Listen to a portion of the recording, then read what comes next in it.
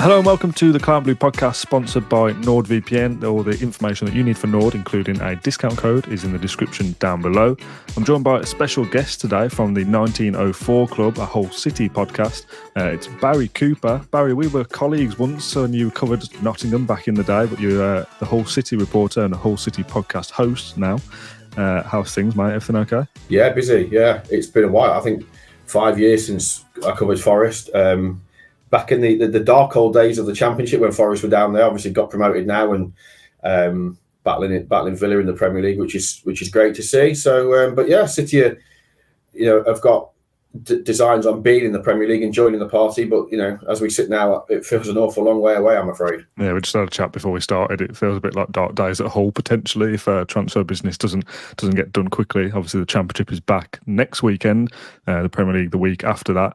But we're here today to talk about Jaden Philogene, kind of getting the lowdown on him, the expert insight, if you like. He's played, I think, 90 minutes over a couple of games in pre-season so far for Villa, but you had the pleasure of watching him for a whole calendar year, a whole season last year. First of all, it's a weird one, isn't it? Because he was at Villa and then we lost him and now he's back again. So to say, like, what kind of player are we getting feels a little bit silly because we've seen glimpses of him before, but you've seen far more than we have. So what kind of player are we getting here, Baz? I think it's fair to say you'll be getting a very different player to the one that left only, 8-9 months ago, or almost a year ago now. I think a bit like Fabio Carvalho, who's of course gone back to Liverpool, Jaden Kane needing to play regularly. He played fairly regularly in the Championship for Cardiff, but he needed to come to a team that were going to challenge for promotion, that played fairly, say, on the front foot, because there's a lot of conjecture about Liam Rosenior as a manager and how he plays. He was quite pragmatic and conservative at times, and I think that did at times impact Jaden going forward. But what we did see was Jaden defensively, kind of his defensive discipline really improved throughout the season. So of course he was a real threat going forward, and I'm sure we'll come to that in a minute. But I think under Liam Rosenior, he learned a lot about being what it requires to be a defensive player as well, and it can't just be all about going forward. You've got to go back and you've got to help your left back or your right back in that defensive unit, because City was so much, they were one collective. They would attack together and defend together, and that was at times something that was level at Liam, that when he was too pragmatic, that everything was too defensive. But Jaden did, early on at City, he kind of struggled with it, and I wouldn't say he was a threat going towards his own box, but he wasn't great. But Liam coached that into him, and he became, as the season wore on, much stronger going back towards his own goal. But of course, going forward is what everybody wants to see, and he was a delight to watch. I love watching. Look, football's about making memories, Dan, isn't it? And you want to go and watch games where players get you off your seat and excite you. And I think Jaden, for City, was that player. Everybody's seen that the Rabona goal he scored at Rotherham, albeit it did take a massive deflection and go in, but I think the club worked really hard to get that credited to him, and it eventually was credited to him. But just that confidence, that audacity, that the ability to try that in a game where City were 1-0 down. That was a really important game for them away at Rotherham. They lost a couple of games they shouldn't have lost. They were 1-0 down against a team that were bottom of the table and were going down. And he did that fairly late on in the second half. And that I guess that goal kind of, for me, epitomised what Jaden was like last season. He would just try the stuff you wouldn't expect. Some of it would come off, some of it wouldn't, but you have to applaud him for trying. Yeah, we'll talk a little bit more specifically about him going forward in a sec, but what's encouraging to hear, and I think what Villa fans will be pleased to hear, is that obviously not many Villa fans will have watched every Hull City game last season just to see how Jaden Philogene was getting on. But it's encouraging that he's not just a highlights player, somebody that looks good because he does a little flick here and there or scores a nice goal, does the rounds on social media. He's much more rounded than that now and got that throughout the course of the season. He's the sort of player that you need numbers from. You need goals, you need assists. He was Hull City's top goal scorer last season with 12 goals. He was their top assists creator with 6. And there's all the other stats as well. His goal involvements, where he doesn't necessarily assist, but he has a key role in a goal being scored. The fact he takes a lot of attention away from other players. Defenders. very often last season there were two or three players on him every time, and that was kind of the exciting thing when we got into towards the end of January, February time, when City also signed Anas Sarori and Fabio Carvalho, and you thought, Christ, you've got a team here with Fabio Carvalho, Jaden Philogene, and Sarori. How on earth can this team not get into the Championship playoffs? And I think that was the frustration of many City fans, was that with those that trio of attacking players, and then obviously when Liam Delap came back as well, that quartet, that they should have they did underachieve with the caliber of player. And I think Jaden was just, it was unfortunate he didn't get in the team of the year. His spell, he got injured. He did his knee at QPR kind of early December, if I remember rightly, and he missed like 7 or 8 games over Christmas, and that was a real problem. And obviously he came back fit, but then it took him a few games to find his mojo again and get that confidence back in his knee. So, that period over Christmas, City lost him, and then they lost Liam Delap at the same time, and that was a killer for them, really. But yeah, I mean, look, I think he did really develop last season, and I think Liam was a good manager for him, because in the Championship you can't be. I guess it's slightly different in the Premier League because you play with better players, and I guess. But in the Championship, that emphasis to be not only good going forward, but have that discipline defensively when you come under pressure, that was something that, as I said before, Liam really coached, and that was very, very obvious in the latter stages of the season that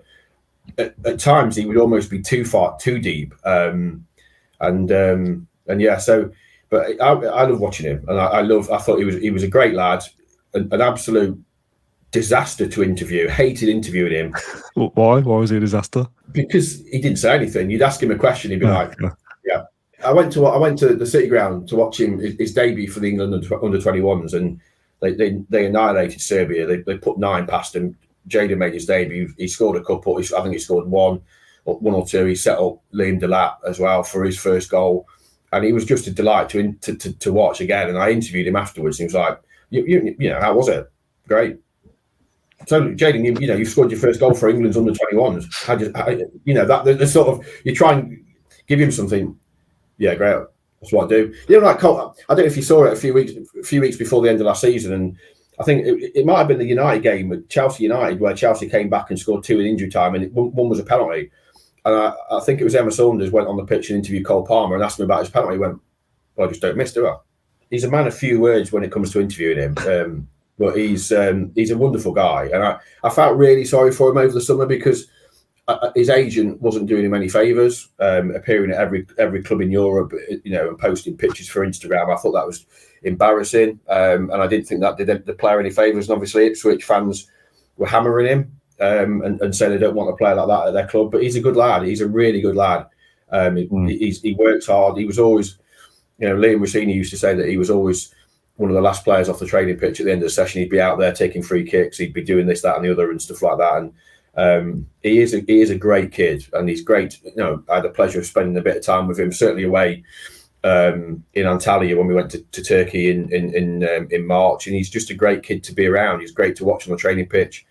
As I said before, football's about having fun in it, and I think Jaden plays with a smile. When he's playing with a smile on his face, he's one of those players that you just love to watch. The classic lets his football do his talking for him rather than appearing well spoken in interviews and stuff. What do you make of just the overall structure of the deal? Obviously, last year signed permanently from Villa's end. That was a PSR financial point of view that we sold 3 academy players, all with buyback options. Emery wanted to keep him around by all accounts. He rated him really highly, but Jaden himself wanted to go and play games, which I think is the commendable thing to do. And then to have a matching clause in a bid in any bid that came for him. So Ipswich, as you mentioned, with the team linked with him, Villa then matched the offer that they put in, and then the contract and whatnot is already pre-agreed before. It's a very complicated, strange deal. Villa insert a buyback clause, so it cheapens the deal even further. I've never seen anything like it. What do you make of the whole kind of selling him and then buying him back so quickly, and the matching clause and all this kind of stuff? It's very unusual, I think. Yeah, it is, and I think that was a sign of, if I'm honest, I think that was a sign of how much Villa rated him. As you touched on there, Emery didn't want to let him go last summer. Villa didn't want to let him go, but the player himself wanted to go. He felt that he wasn't probably ready to be a regular in the Premier League, and rather than be on the bench, play a couple of games in the Cup, and just kind of waste the season, he wanted to go out. And you have to, as you say, you have to applaud that from a player, because there's so many young players out there that are quite happy to take a decent salary, sit on the bench, maybe get a couple of League Cup and FA Cup games here and there, and that's where they're at. And maybe they get on the bench and get 20 minutes every 3 weeks. That's their thing. For Jaden, that wasn't, and I have a huge amount of admiration for him for wanting to come out. And he pretty much had a pick of any club in the Championship. 10 or 11 clubs wanted it, all obviously in the top half of the league. And I know City worked. They were trying to get him when we went out to Istanbul for the start of pre-season, and that was, I think we flew out in the first week of July last year, and they were trying to get him then. And I remember having conversations with the recruitment people at the club, and they were very, very didn't have much confidence that they'd be able to get him out. And obviously, then they spent the rest of the whole. So it was 6-7 weeks in the making at least before he actually turned up. And I think just a sign of Villa being prepared to let him go was the fact that, well, you can have him, but we want all these clauses. So if you get promoted, we have the right to buy him back at 15 million pounds. That was one clause. Then obviously, as we know, if you choose to sell him, we have the right to match the offer that you accept. So if you accept 20 million pounds, we have the right to then match that agreement, which ultimately is what happened. And Ipswich, I think City wanted to sell to Ipswich, and they wanted to do a double deal with Jaden and Jacob Greaves, and that's what they were holding out for. I know there was a lot of talk about Everton, but Everton never, from what I understand, Everton never went above, never matched what Ipswich were prepared to pay. So therefore, Everton's bid. I know there was a lot of talk on Merseyside about Everton are going to do this, that, and the other. Well, the reality of it was, as from what I was being told from the City end, was that Everton didn't match Ipswich's bid, so that was kind of irrelevant. I know there was a lot of other interest. West Ham were linked, Palace, etc., etc. But I think it sounds like Emery was the one that pushed it from Villa's end, saying, look, he's if you look at his numbers in the Championship, he's now a regular for the 21s under Lee Carsley. The way he's developed in the 8 or 9 months he was playing week in, week out for City, we can get him back, and it's a relatively small outlay, isn't it? Because there was, of course, also I think there was a 30% sell-on fee inserted into the deal. So even if City had sold him to Ipswich, they'd have still had to pay 30% of that fee if it was £18 million to Ipswich. So Villa have effectively got him for about 13 million, because obviously the 30% becomes null and void because he's gone back to Villa. So from that point of view, but then City, a lot of City fans were criticising the fee, saying it wasn't enough. When you look at, they were like, well, you look at Archie Gray, he's left Leeds for 35-40 million pounds. We should be selling Jaden for at least 25 when you factor in the goals he scores. So look, I know there's a lot of add-ons inserted into this deal, which could see Villa pay quite a bit more over the next 4 or 5 years, depending on Premier League appearances, goals, if he gets into the England senior team, and if he makes X amount of cups of tea at Bodymore Heath. So there's plenty to go out there. But look, it is what it is. It was a complicated and convoluted deal, and really complex. But ultimately, that was to protect Villa and that's why, in reality, he was allowed to go for £4.5 million in the end.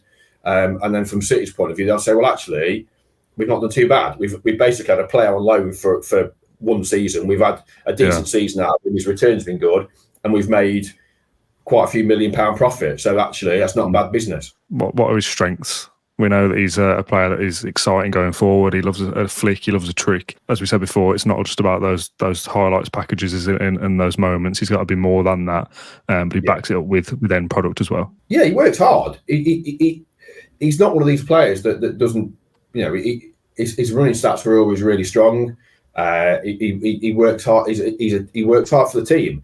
But obviously, going forward, he's got that ability to get chalk on his boots, as Cloughy used to say. He gets out wide, and he will take players on. And he's got end products. That's ultimately what you need. There's so many players out there that have got plenty of attributes a bit like Jaden, but don't have the end product. And he's got that. And so many of his goals last season, I think there was one against, I think it was Preston, a really, really tight game. Preston are a fairly turgid side to watch, but they're really difficult to beat, and they genuinely don't give away many chances. And it was a really tight game at the MKM Stadium. They came and plonked 11 players on the edge of the penalty area for 90 minutes, and it took one moment. He got the ball out wide on the left, beat 3 or 4 players, came inside, and on his left peg, stuck it bottom corner in off the far post, and that was kind of like he had that ability to create something out of nothing. Of course, that's in the Championship. The challenge for Jaden is to replicate that in the Premier League.